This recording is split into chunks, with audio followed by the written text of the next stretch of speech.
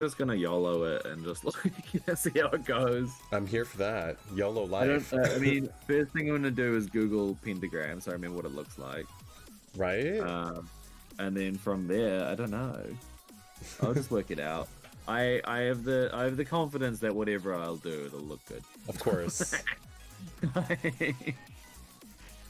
Confidence is key. It's true. Look at your tension, Justin. Chef Kips. Oh, thank you, Mai. I've started to switch recently now to the yarn under life. I'm enjoying it. I used to do yarn over, but now you can see like the way that the X's and pockets form right on your tension.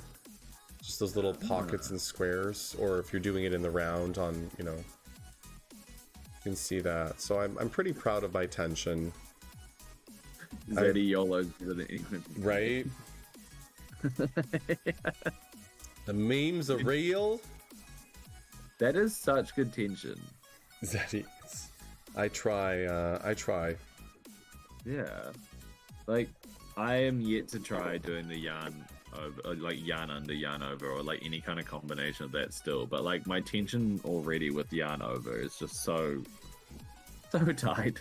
Like, yeah, and then this makes it even tighter stitches too, which is why when you're doing certain things like 6 double crochets in a row, it becomes tough with yarn under because it's all in the front loop, like pulling it forward, so you have to watch it'll slide off your hook. So there's certain ones where it's like, but it's super tight stitching. Just looks clean. Actually, I have an example I had somewhere of like Kirby yarn over and Kirby yarn under. Like on my shelf is the yarn over, and then in my kit is the yarn under one. Because I was like, I need to know the difference. How much smaller is the AMI from the switching over? Because you hear that, right? Like the stitches are smaller because they're tighter, they use less yarn. Well, how much smaller? I need to know for science. Yeah. And you don't want to like overdo it. So what's your next pattern drop you were saying coming out in a couple days? If there's anyone who missed it, you have a showing there.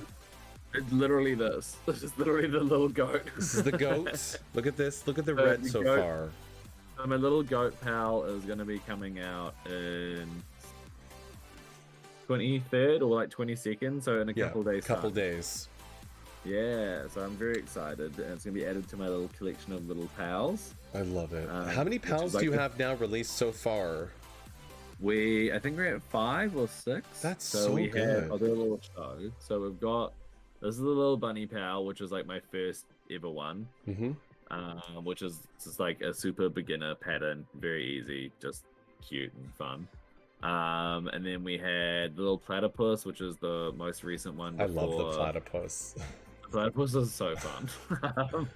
The little platypus pal, which was the one just before the goat pal. If I can put that more on screen. And then we had one which I wanted to teach people how to do color changes. So we had the little kitty pal. Oh, that's so good. The way you did the mouth there. That's so smart. So, little kitty pal, and then we had, there's one I'm missing.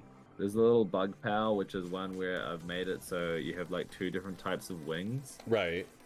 So it's this little like bug thing. Oh, that's so cute. Yo, bugs don't get enough love.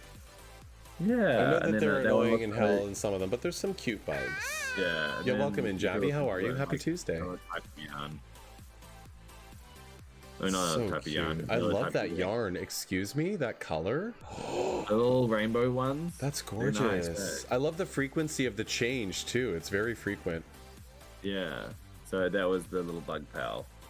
So little bug pal, little platypus pal, That's little cute. bunny pal, little kitty pal, little goat pal coming, and there's also the kiwi pal, which this one is like a modified version of it. It's also larger. I don't have a small one on me. Stop it. So this was like one of my first ever patterns, and like the original pattern, you actually have like little legs underneath, like they go there. I need a kiwi in my life. I did not know how much I needed a kiwi in my life until now.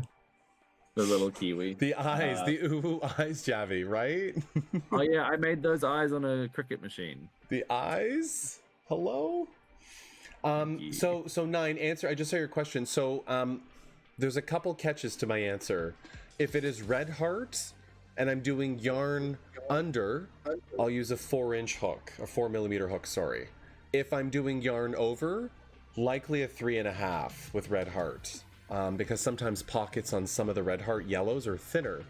When it comes to impeccables, yarn under is a 3.5, yarn over is a 3. So I adjust depending on the type of stitch I'm doing.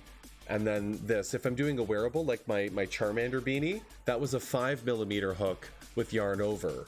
So my worsted weight range depends from 3 right up to 5 on what yarn I'm using, if it's thinner or thicker. And then going from there. This right now is the result of a 4mm red heart yarn under. That's my tension on a yarn under. Versus yarn, I don't even have a yarn over example on the shelf, I guess.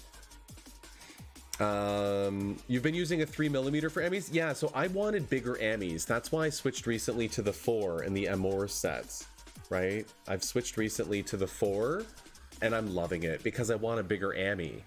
And you can see that there's no pockets in here, right? Like the finishes.